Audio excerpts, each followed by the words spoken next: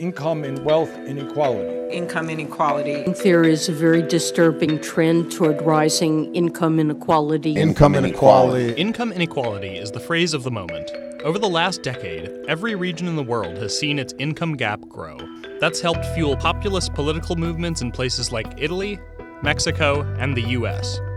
And while wider income inequality is generally seen as a bad thing, there are debates about whether equalizing incomes actually helps the poor. This is your Bloomberg QuickTake on income inequality. Income inequality is often incorrectly used as a catch-all description for related ills like poverty or class division. While the issues are undoubtedly intertwined, the term itself simply measures the gap between rich and poor.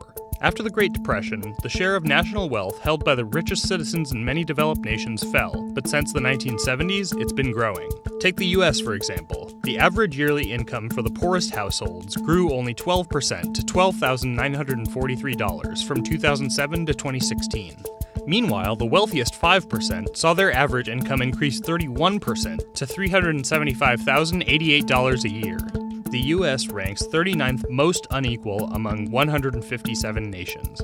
China has an even wider gap, ranking at number 29. President Xi Jinping has dedicated billions of dollars to tackling the disparity, though it continues to be caused by the country's rapid urbanization. Rural Chinese earn just a third of their counterparts living in cities. Researchers have been able to link rising inequality to negative outcomes. So some of those negative outcomes are greater political instability, sluggish wage growth, slow productivity gains, reduced investment. It's even been thought to create longer commutes and higher divorce rates, but narrowing the gap does not necessarily help the poor.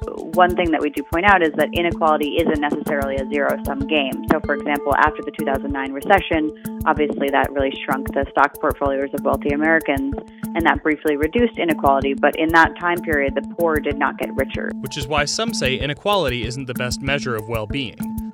People that say that the worries about inequality, about rising inequality, are overblown. They'll argue that inequality can really act as an incentive for people to innovate and take risks and produce and create wealth. There is cause for optimism. Since 1990, despite widening inequality, more than 1 billion people have been lifted out of extreme poverty.